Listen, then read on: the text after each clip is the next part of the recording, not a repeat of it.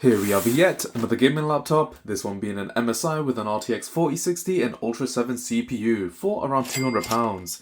This one is supposedly faulty, but that did not stop me, so let's take a look and see what this laptop has to say.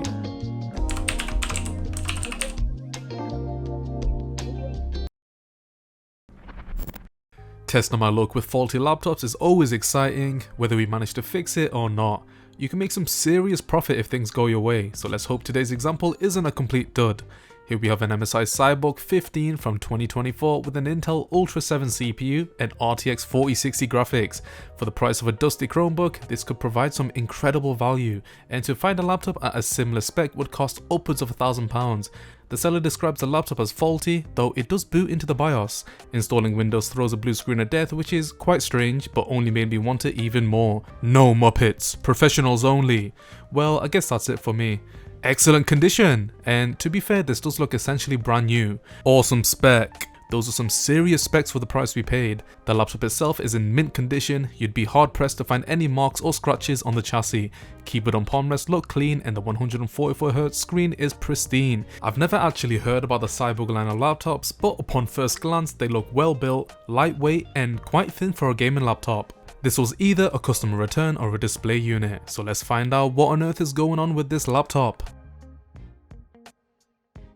Here we have by far the best gaming laptop deal I've ever found on eBay. That's if we can actually fix whatever issue the seller was facing, which I think was a blue screen of death upon installing an OS.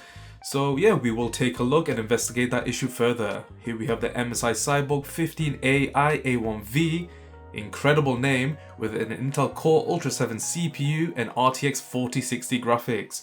For only £200, can we actually make this into a fully functioning gaming laptop? Well, stick around and find out. Of course, you've already seen the unboxing, so you know that we didn't get a charger with it, so I actually had to go and buy one, which cost like £30. Kinda crazy that this was only 200 and this cost 30, which is like, what, 1/6 of the cost of this? Yeah, let's turn it on and see if we can go into the BIOS. Okay, this is quite strange. Why is the power connector on the other side? Who the hell does that? Okay, it is plugged in. Let's turn it on. Okay, looks like there's live. Can we go into the BIOS? Okay, looks like the keyboard is fully functional. Okay, the lights are on, and there you have it. So, okay, that was pretty quick. We are into the BIOS, which is pretty sick. And it does recognize the date and time, which is nice to see. So of course we have the Cyborg 15AI A1 VFK. And for the storage, we have a WDSN 3500GB. Okay, that's alright. And as for the system information, we're on BIOS version, I can't even be bothered reading that, but the BIOS build is the 24th of December 2024, which is like 9 months ago. As for the CPU information, we have the Intel Core Ultra 7 155H, which is a pretty good CPU in a laptop. I think it has like 16 cores and 30 threads, something crazy like that. And the memory, we have 16GB of DDR5. At first glance, it looks like everything is fully functional. I mean, that keyboard looks really nice, but I feel like there might be an issue with the RAM, possibly the SSD, maybe the RAM isn't seated properly, and kind of rule out what is the problem and what isn't the problem. So let's take a look and try and install Windows 11 and see if we can replicate the issue the seller was facing. Man, this keyboard looks so nice. I mean, hopefully this laptop isn't actually broken, but if we can actually fix this up, then it will be a killer laptop for the price we paid, only £200, and it's in mint condition. Like, there's no scratches anywhere, nowhere, nothing. Yeah, look at that. Intel Ultra 7 RTX 4060. Anyways, I digress. Let's try and fix this up and boot into Windows 11. Here we have my trusty Windows 11 boot drive. Let's plug it in and boot this bad boy up. Okay, we have liftoff. Let's try and go into the boot menu and see if we can find the ISO. Okay, there we have the USB drive. Let's just press enter and see if we can go into the installation page. And it's only been about 10-15 seconds, but there you go. Okay, it looks like something is loading and... okay, what is this? IRQL not less or equal. What the hell does that mean? Looks like we have a blue screen already within the first 5 minutes of the video. Okay, that's crazy. I mean, I kind of expected it. The seller did describe that this was the issue. He couldn't install Windows 11. Yeah, I'm not sure what the issue could be. It could be faulty RAM. We will try and replace the RAM. It could be a faulty SSD. We could replace the SSD. We're going to try all of these remedies and see if we can actually fix this up. But so far, it doesn't look good. Let's see if we can replicate that issue, shall we? Okay, go back into the boot menu, rinse and repeat. It could be a different stop code, so we'll find out and see if we get a blue screen of death again. And looks like we have. Okay, so we have a different stop code. Kernel mode heap corruption. What is kernel mode heap corruption? Okay, I need to do a bit of research because I have never seen these stop codes ever. I mean, so far it doesn't look good, but I am confident that we could fix this up. If it's a motherboard issue, then we're fricked. Like, we can't really do much with that. But hopefully it is a RAM or an SSD issue. Okay, page full in non-paged area. Okay, I do know that is a memory issue, so hopefully it is just faulty RAM and we can replace the RAM and hopefully get a fully functioning laptop. So what we're going to do now is just turn this around, give it a little disassembly and replace the RAM and see if that miraculously fixes things. Hopefully this doesn't turn out to be a motherboard issue, because if it is, then I guess the video's over. Nah, I'm just kidding. But anyways, let's just turn this around and take out all of the screws. I do like this translucent kind of plastic that they incorporated within the chassis. I mean, that is quite nice, isn't it? You can literally see through the flipping back panel. Like, I don't think that's a good sign. Say that, you know, you drop a glass of water. I mean, what would you say about that? Is that a good design? I mean, literally any kind of debris can get under those little holes, because like you can even see the RAM stick. That's crazy. You can literally see the RAM stick underneath those little grills. I did notice one of the screws here has a warranty seal sticker. I presume it is a warranty seal sticker, and why would you even put that there? Like, come on, say that you want to upgrade your RAM, you would void the warranty? Like, what? That's crazy. Alright, let's just take out all of these screws so we can actually take off the back panel. They're not even capped, come on. Alright, there we have it. And that's what the MSI Cyborg looks like. Nothing much going on. Of course, we have the SSD, we have the RAM stick, the single RAM stick. I mean, I guess that's good if you want to upgrade it to 32. We got a 3-cell battery, we have the Wi-Fi card, and the big heatsink. All in all, looks like a pretty good package, and I just noticed they weren't even bothered to solder on another SSD slot. What we're going to do first is disconnect the battery. You always want to disconnect the battery before you work with any components. I know we're only working with RAM at the minute, but you gotta be safe. So let me just disconnect that and just hold the power button for a few seconds so we can get rid of all the residual power from the motherboard. Alright, that's good. Let me just close that back. With that done, let's just take out the RAM stick, just like that, and here we have it. So this is a 16GB, 5600 megatransfers per second, Samsung. Okay, it is a Samsung RAM stick, which is nice. I mean, I'd be surprised if this is the reason why we're getting those blue screens of death, because, I mean, Samsung is quite reputable, so we'll leave that alone for now, and let's get a replacement, put it in there, and see if that solves the issue. Here we have the replacement. This is an SK Hynix 16GB, a bit slower, 4800, but it should be perfectly fine, and this is from a working machine, so if it doesn't work, then we will know. So let's just put it in, and put the back panel on, and turn it back on. Other way, not this way. I mean, if that fixes things, then honestly, I'd be ecstatic as hell, but let's see what happens. Yeah, I don't think it is. No! Alright, looks like we got another blue screen of death, and kernel... Oh, okay. I didn't even read that. I think it said kernel security check failure or something like that. Alright, the next thing to try is taking out that SSD and see if that fixes things. So all we have to do is just take it out. Looks like it's held on with a thermal pad, which is nice to see. Here we have the SSD, a WD-SN3000, and NVMe. Okay, let's just leave that aside and put the back panel back on. Rinse and repeat. Let's just go into the boot menu and try and install Windows 11. Once again, another blue screen of death and the same issue, kernel security check failure. What I could do now is put the RAM in the other RAM slot and see if that fixes things. Maybe that other RAM slot is dead. Who knows? So let's go ahead and try. Alright, like I said, let's just take out the RAM stick and put it in the other slot and see if that is the remedy to all of our issues. Oh no.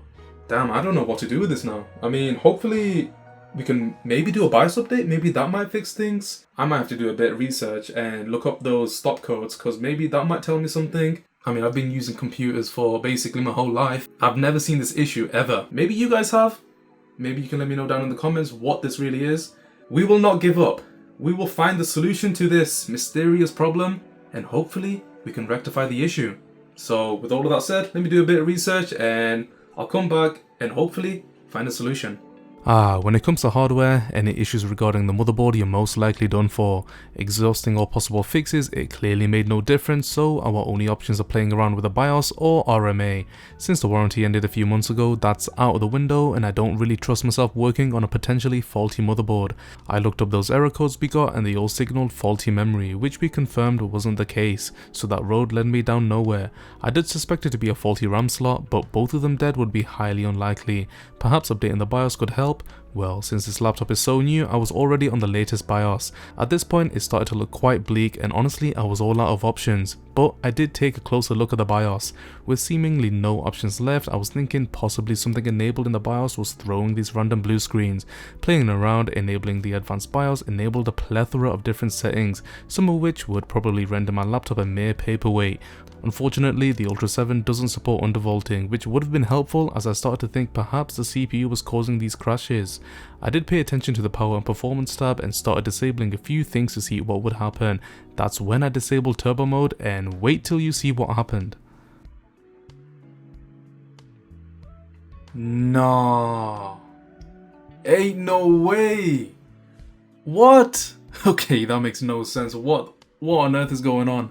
That's crazy. All I had to do was disable turbo mode or whatever it was. Now, I don't think that's the actual fix to it, because I do think we need turbo mode for the CPU, but the fact that we can actually install Windows 11 now without a blue screen, that's monumental. What on earth am I seeing? I'm lost for words. Let me just skip forward and install Windows 11. If any issues do persist, I'll report back, so hopefully all goes well. Yeah, can't believe we actually managed to get into the installation by mashing a few keys. With Windows 11 installed, we should theoretically be able to use it, but we weren't done yet. Installation was routine until I actually tried to install an OS, as the drive wasn't showing up. I doubt it's a faulty drive as it shows up in the BIOS. To fix this, I had to install some drivers and import it into the installation, which didn't take too long, and not long till Windows 11 was finally installed. Let's take a look. Well guys, here we have the MSI Cyborg up and ready. All the drivers are installed so we can actually do some benchmarks on it finally. And of course we do have that buttery smooth 144Hz screen, which looks great honestly. But with all of that said, let's go into Task Manager and take a look at the specs. Of course we do have that Ultra 7. Let's just wait for it to load up. There it is. Okay, so we do have the Ultra 7 155H with 16 cores and 22 threads. That is crazy, and especially for the price we paid, can't ask for more. As for the memory, we do have 16GB of 5600 mega transfers per second DDR5, and of course we can upgrade it to 32 if we wanted to. We do have a SN3500GB SSD, which is NVMe. The Wi-Fi is Wi-Fi 6E, as expected from a laptop from 2020. We do have Intel AI Boost, which is a new thing. I've not really had much experience with the NPU. NPU, GPU kind of sounds the same, so I'm guessing it has something to do with the display. And as for the display, we do have an NVIDIA GeForce RTX 4060 laptop GPU with 8GB of VRAM. GDDR6 to be exact. So all in all, this is a pretty impressive package for £200.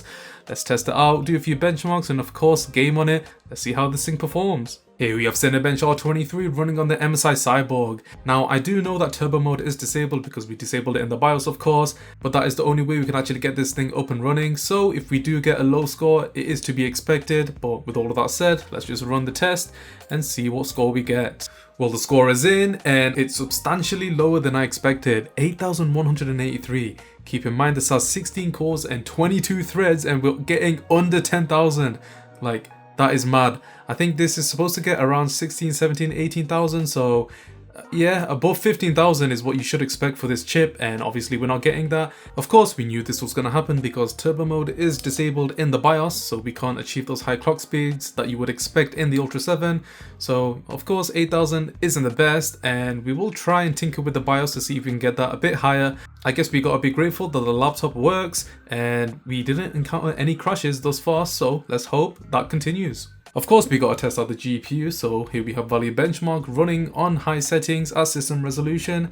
Now we do know that the CPU has essentially been lobotomized, so I am kinda expecting there to be a bottleneck, but we'll take a look anyways and see how well it performs.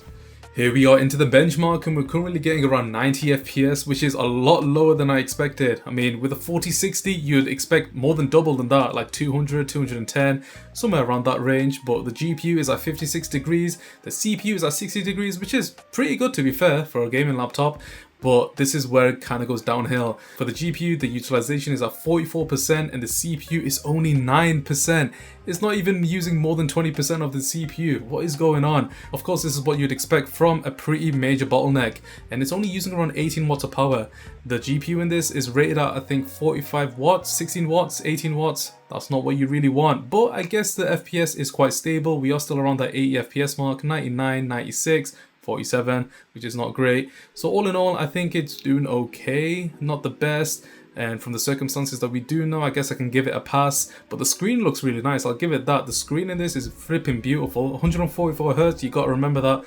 So all in all, not terrible. Let's just wait for that score and see what we get. The score is in and we got an average FPS of 80.8 and a score of 3,381, which is crazy for this kind of spec. I mean, you'd expect around 160, 170, even 200 for the FPS and the score to be near 6.7. Okay, yeah, not the best of scores, but we will try and go into the BIOS to kind of tinker with the settings a bit more and trying to see if we can get the FPS a bit higher in Value Benchmark and of course Cinebench. So let's try it, we might as well, and see what happens. Look, I do not want to irreversibly break this laptop, and since we've technically made progress, let's just keep it at that.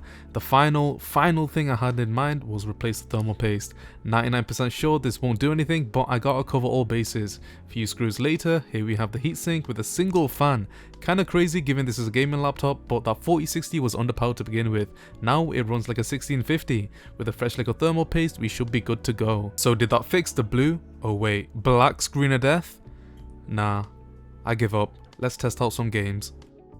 Just forget the fact that the CPU's IQ has been slashed by 90% and play a bit of Minecraft. Here we have Minecraft Java 1.21 running on the MSI Cyborg.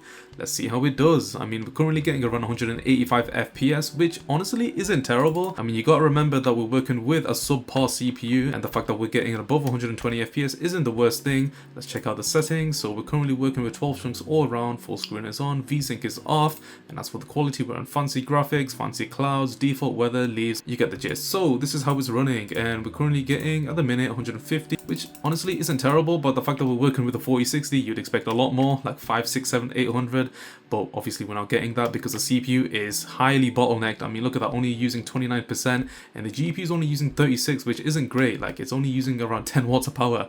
This GPU is rated at 45 watts, so the fact that it can't even use a quarter of that is kind of embarrassing, but I guess beggars can't be choosers because this laptop did not work at the start of the video, and we're actually playing Minecraft without any hiccups. Well, I guess a pretty major hiccup because of that bottleneck, but it is running pretty smoothly, just flying around. We're currently getting around 130, 136, 140. The CPU is at 48 degrees and the GPU is at 55. So at least this laptop is pretty cool, and I guess it would run pretty well on battery. So all in all, not terrible. Let's test out a few shaders and see how well it does. Here we have Astral X, which is pretty intensive, but let's take a look anyways. Okay, here we have it at 45 FPS, 46, 47. The GPU is at 58 degrees and the CPU is at 56, so still relatively cool. But the fact that it's using all of the GPU power is quite impressive. I mean, look at that, 44, 45 watts, and the GPU is pegged at 100%, which is quite good. I mean, I thought we were going to get about 10, 20 FPS, but no, we're getting above 30, which is great to see. There's a few lag spikes. Let's just go near the water and see if that changes anything. Not really. Let's just swim around. Not really. Staying around that 40, 45 FPS mark, which is alright. So I guess Astral X runs to a playable standard. I mean, I really wouldn't want to play like this, but it's not really that laggy, is it? I guess if you tempt your expectations a bit, then you can play shaders on the MSI Cyborg with a borked CPU. Here we have Silver's Light, which is a bit more tolerable on a machine like this, and of course we're getting around 65, 70 FPS, which is a lot more better. The RAM, we're still using around 13 gigabytes of RAM, the GPU still at 55, and the CPU is still at 60. I feel like there's some sort of limit on the GPU because it's not going above 55 for some reason. So with all that said, let's test out another game and see how well it does. Here we have Cyberpunk 2077 on the MSI Cyborg. Can it pull through? Well, let's find out. So, on the quick preset, we're currently on ray tracing low. I mean, these are all the settings that have already been preloaded and I've not really changed them around, but it looks like we're on high to ultra settings, so I can't really see this going well, but we'll take a look and see how well it goes. Let's run the benchmark and see what happens. So at the minute we're currently getting around 49, 48 FPS, which honestly isn't terrible. The GPU is at 61 degrees and the CPU is at 63. It's using around 15 gigabytes of RAM and the GPU is using basically 100% of its power. The CPU is at 62%, which is not terrible. And as we go outside, we will see it probably drop. Will it drop? Not really. Okay, so still at that 56, 57 mark, which, like I said before, is quite acceptable.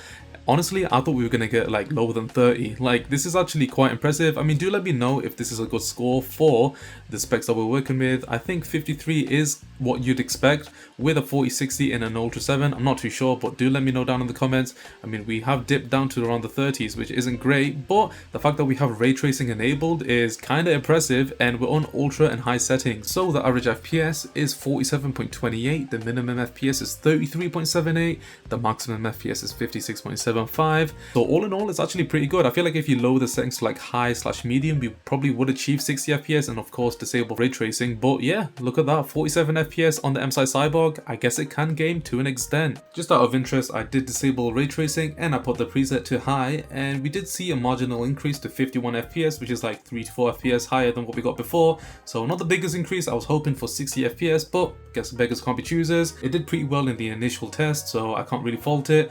Let's see how we do in a different game. Let's take a look and see how well we do in a different game. Damn, the utilization is 80%, but the speed is only 1.43 gigahertz.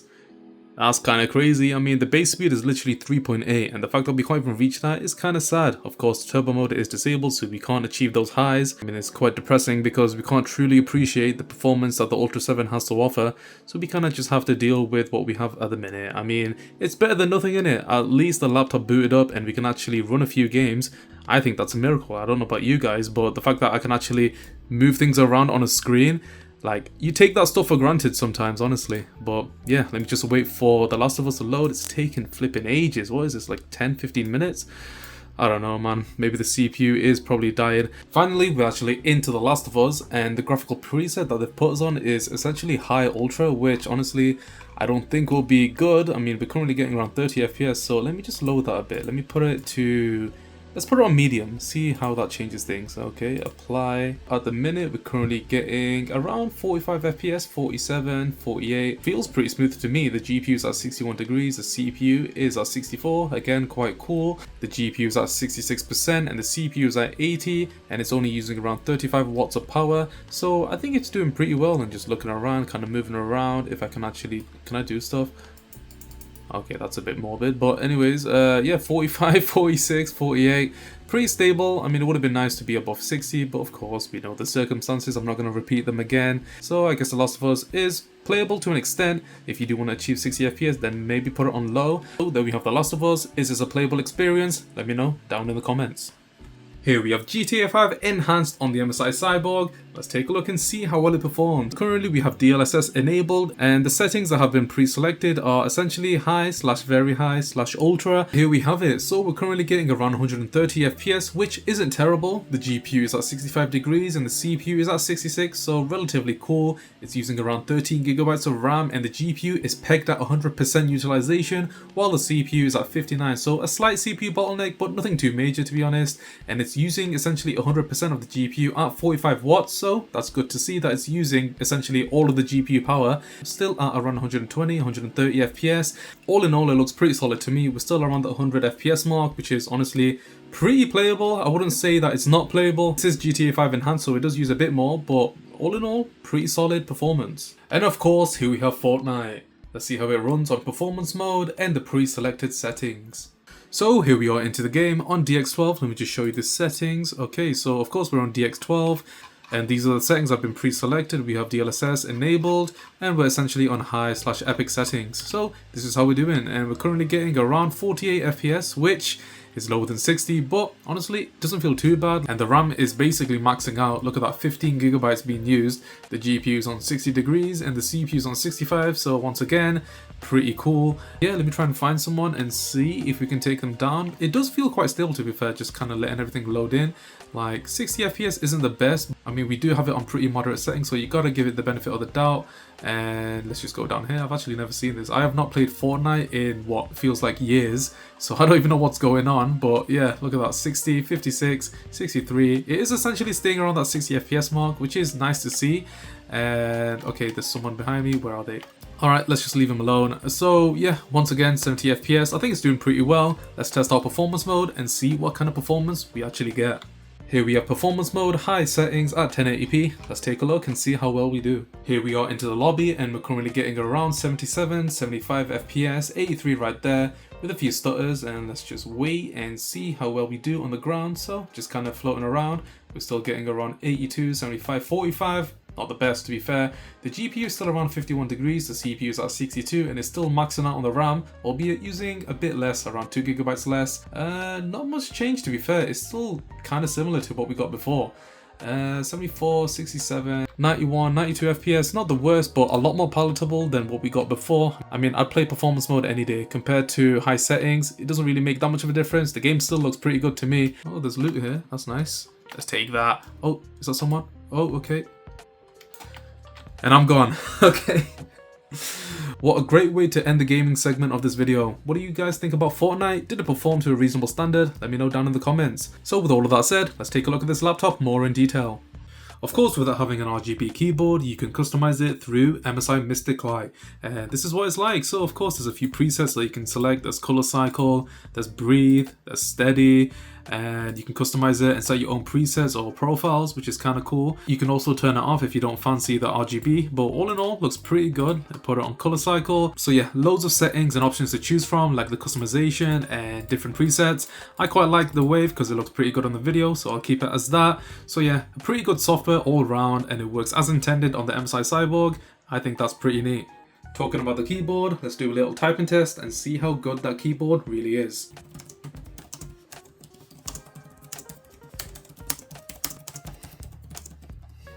Looks like we got words per minute of 86 with a 98% accuracy. That keyboard is really good. One of the best keyboards I've actually tried out on a gaming laptop. I wouldn't say it's the best keyboard I've tried on a laptop. I mean, a lot of the ThinkPad keyboards are miles ahead of this, but the fact that it is RGB and in a pretty small chassis, it works out pretty well. There's enough depth, there's enough travel on the keyboard, something that I honestly wouldn't have expected because of that numpad. The fact that there is a numpad there is quite nice if you want to do some Excel work or some coding or whatever. All in all, a pretty solid keyboard, and I honestly have no complaint. The screen on this laptop, despite the specs, are actually quite impressive. We're working with a 1080p panel, 144Hz, which is pretty good to be fair, and it's 250 nits and only 45% NTSC, which isn't the best, but honestly the colors don't look too bad, and if you're using it indoors, it should be perfectly fine. I guess if you're using it outdoors, then you want a bit more brightness, but who's using their gaming laptop outdoors anyways? You're going to be inside playing Fortnite 24/7. I guess one gripe I do have with it is the color gamut. 45% NTSC isn't the best, but if you don't do Photoshop or any other kind of photo editing, you should be fine, and the screen looks perfectly fine to me in my opinion. The colors do kind of pop out, so it's all you really need to be fair, and the high refresh rate is really nice. But yeah, let me know what you think. The battery life on the MSI Cyborg doesn't look too bad with 97% remaining, and we're getting around 2 hours and 18 minutes according to Windows. As for the battery itself, there's no cycle count, but the design capacity is 52,000 milliwatt hours, but the full charge capacity is only 46, so what is that, like 90%? One last thing, let's take a look at those speakers and see how well they sound.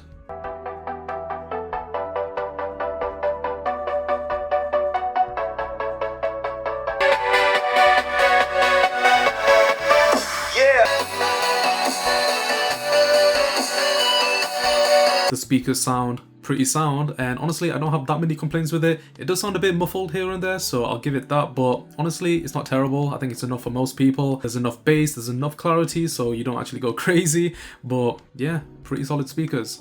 So what do I think about the MSI Cyborg? for only £200, I still think we got a pretty sweet deal. Like, you gotta consider everything that this laptop has gone through and the fact that it didn't even load into Windows to begin with. So the fact that we actually got into Windows to play some games and do some benchmarks is kind of a miracle, and it's been pretty stable thus far. I guess Intel CPUs are susceptible to dying, and I don't think we can actually fix the CPU in this machine, so it is what it is, can't really do much. But if there's any solutions that I've not covered in this video, then please do let me know down in the comments. Any help is appreciated.